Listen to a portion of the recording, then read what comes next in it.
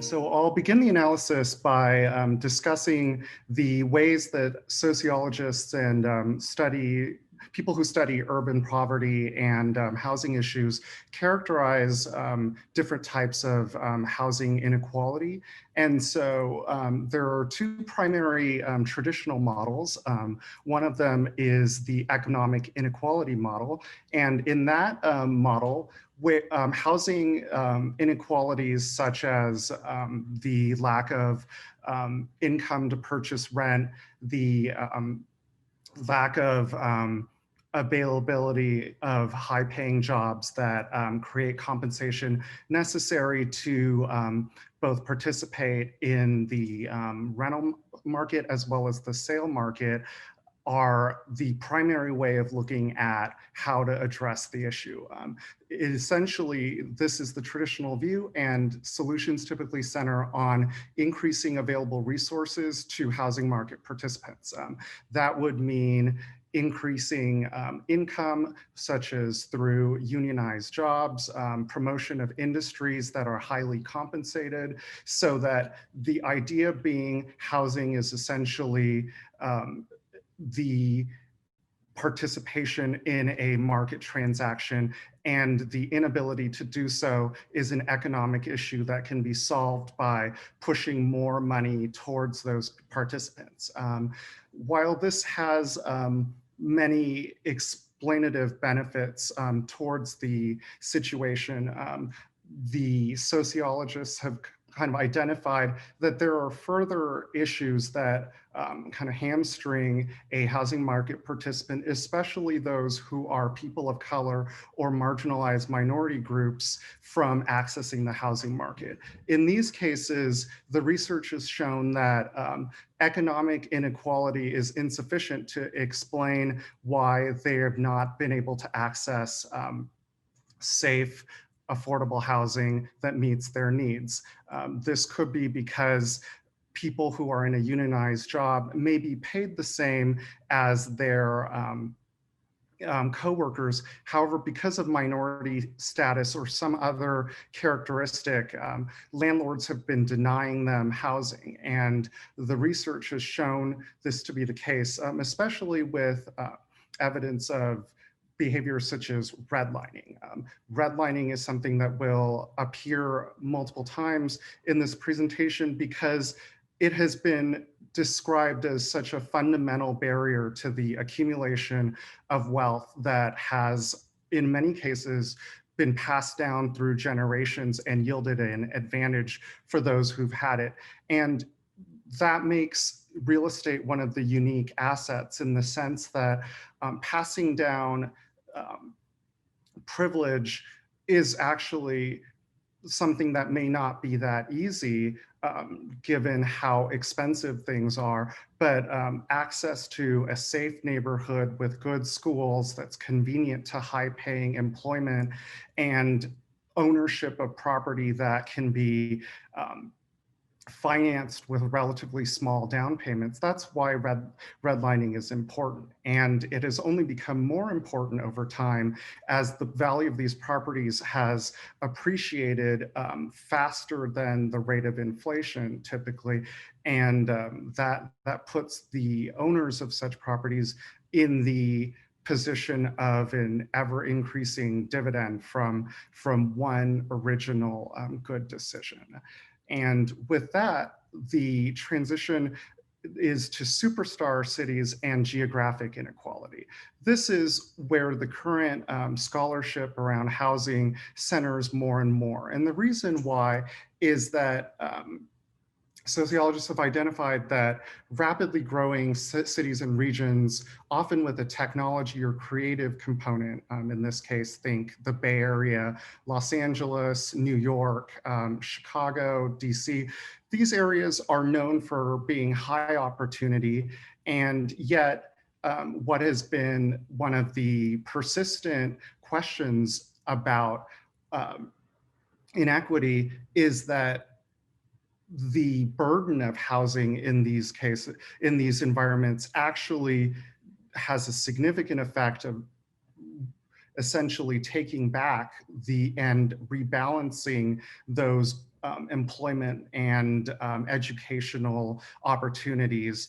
And in those situations, some of the ways this is manifested is a mismatch between very rapid creation of jobs and very slow development of housing. And one way to look at that is the restrictiveness of land use regulations in those regions. Together, what this does is that it freezes the access to opportunity. And in many of these places, what is visible is that there is a clear discussion that these places are, quote unquote, in leadership of major industries, and people often talk about how much they have grown. But the way that I would say to look at this is to say that when one looks at the housing stock in the Bay Area, it's very different from the office stock. And in that case, people often say, this neighborhood looks completely different. It has changed so much. This is often the case in Austin or the Bay Area. But if you take a really close look, that change is often through the development of retail properties or office properties, corporate headquarters. When you look at the actual housing stock in Austin or in the Bay Area, so much of it was built before the 1980s. And that means that many of the most desirable neighborhoods have had generations who have benefited from ownership of these highly coveted and extremely well located parcels. In fact, as people have reviewed the social issues in these areas, one of the repeated discoveries was that insufficient housing is not necessarily the failure of a market transaction, but it's the foundational cause of inequality now. In that sense, what are we saying? We're saying that the issue is not about whether people can afford rent in a vacuum, but that the high cost of rent leads to the denial of opportunity, leads to the inability of people who have not been in these areas for long periods of time to access the rich opportunities of jobs and possibly economic and social mobility that are all possible if there were further opportunities to interact with that space.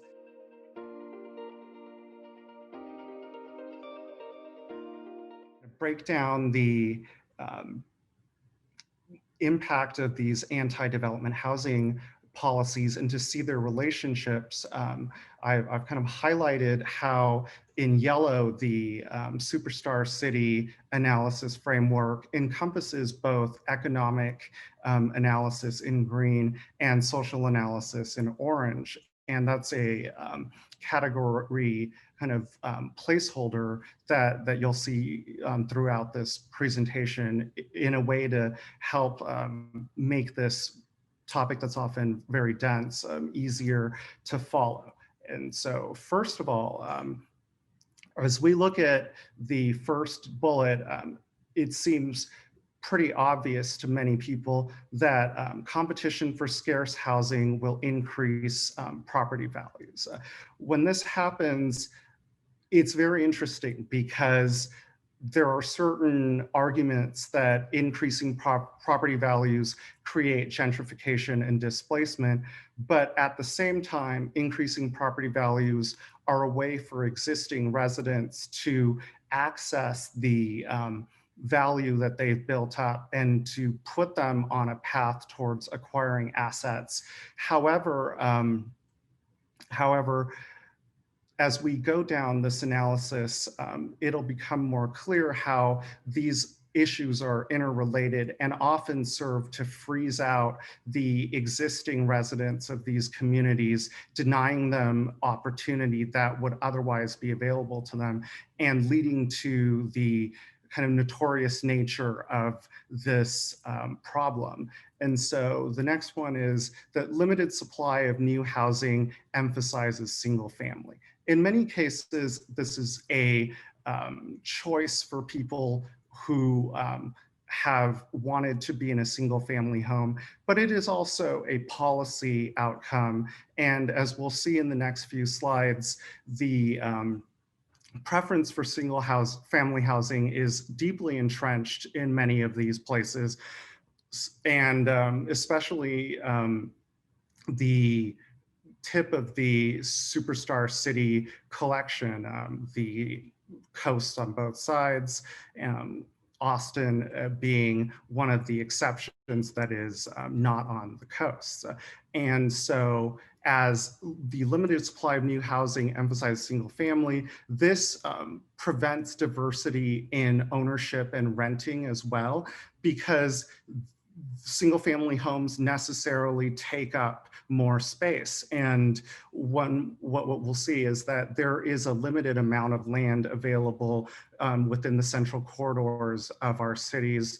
And this essential balance of accommodating new residents when we have limited supply of land to build upon is one of the drivers of the displacement of vulnerable populations.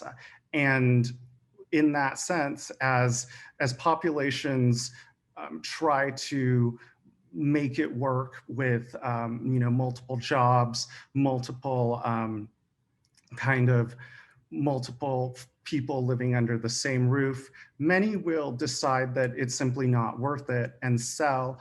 And in many cases, the complexity of the system reduces accessibility to opportunity. And what does that mean? It means that existing inequities in wealth and especially political connections, and so in that case, it's just the social capital of the residents, will often be insufficient in order to conduct the lobbying missions and such necessary to actually build in one of these supply constrained markets. And this is where you see outside actors such as developers and real estate investors often being accused of taking a disproportionate share of profits from communities.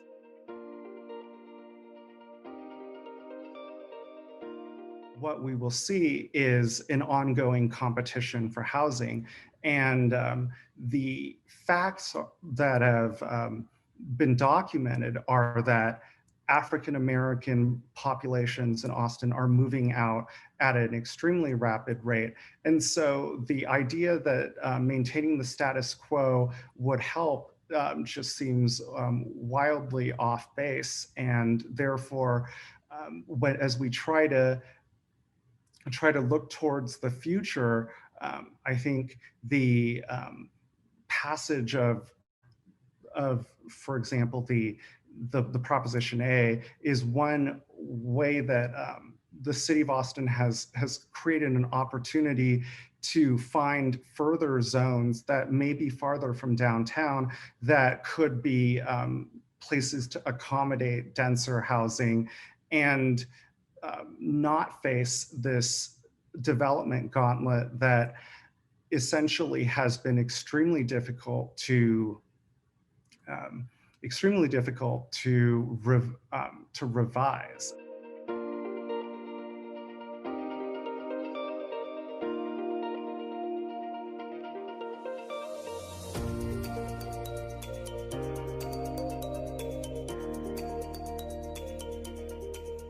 Excessively burdensome regulations create a tax on the cost of living and essentially favor certain people, especially those who are already living in some of our most desirable neighborhoods over newcomers.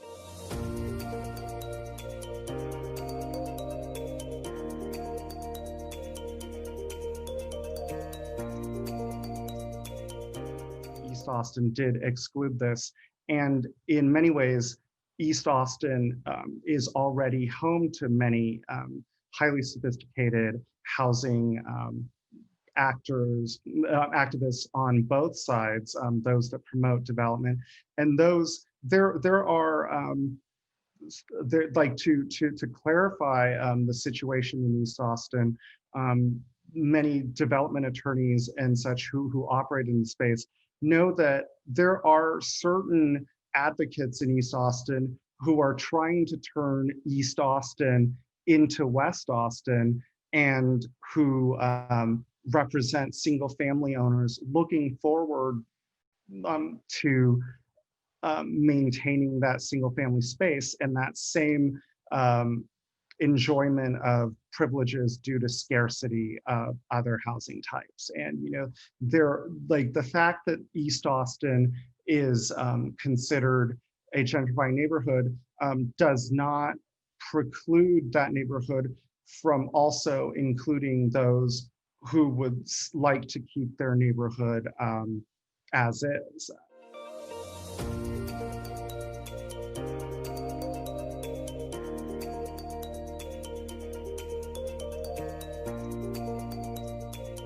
Ways of thinking about this in the affordable housing space is that housing for people who were formerly homeless and with mental health conditions often requires interventions that are different from straight up just housing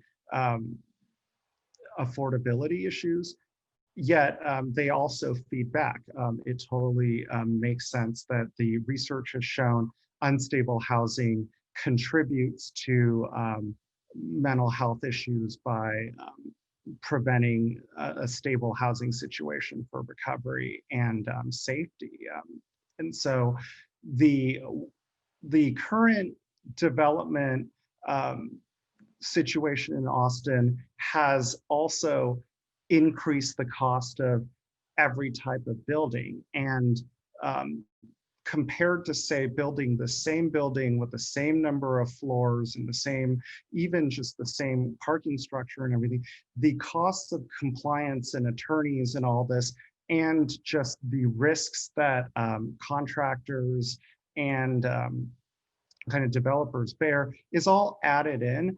And so given that we are in Texas, and so funding sources are inherently limited compared to what you see in the coast. For example, in California, I believe part of the income taxes on high earners is set aside explicitly for mental health care. What you have in Austin is still the same affordability problem where the construction of supportive housing and all that is vigorously opposed by neighbors.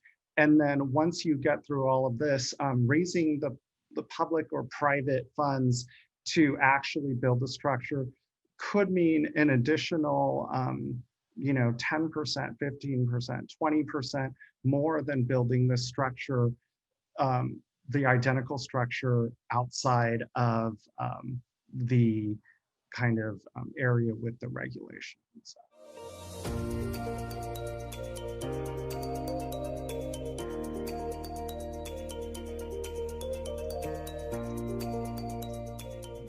I've been observing efforts to reform the code.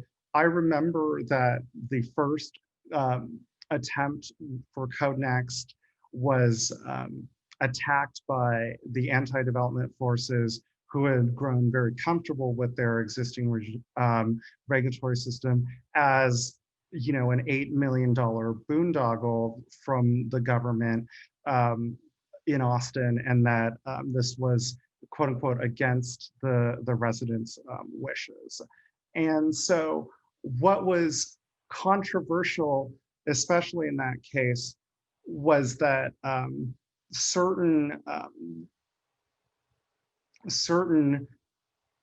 corridors and certain regions in Austin would be experiencing increases in density. For example, along major streets, properties might get upzoned to automatically allow more units and such. And this was part of the kind of widely derided $8 million cost was for consultants to go through and determine based upon best practices now what would be the best use of that land. However, what we received as part of that ultimately failed effort was that many of the most well-connected players in this space and activists had no interest in seeing any increased density and were willing to do anything they could to torpedo the project. And with respect to any complicated issue, there are arguments, of course, as to why the process might not have been ideal. There are concerns about properties that were possibly upzoned or against the kind of preferences of the neighborhood was very common, for example. But overall, there was an issue where for many of those already there, the increase in density was just not something they wanted. And when we looked, there has essentially been a CodeNEXT replacement that the city quickly passed last year that aimed to try to get something done. And in that case, they targeted many properties that were subject to complex and kind of conflicting rules in the development code of 1986 and its subsequent amendments, just to make these projects a little cheaper to build, but without the highly controversial increase in density. And the status of that is that that passed, but was now kind of struck down in litigation because of certain procedural issues, accusations that there was insufficient public notice for these decisions made by the city. And so what do I predict for the future? I predict that there's going to be, unfortunately, more of the same old, and that pricing will continue to rise in the kind of midst of this relentless opposition and essentially the sophistication of the anti-development forces kind of continues to grow. And what you see in California or the East Coast years ahead is that litigation is frequent on projects. And that may be something coming to Texas, as much as Texas is not for that. The long answer is that we might be seeing that on the horizon, and that can only extend construction timelines even further out, make things even harder to do. I mean, in California, think constructing apartment buildings and such can often be viewed as a decade-long zoning exercise as you wait for the political situation to align to your kind of project needs.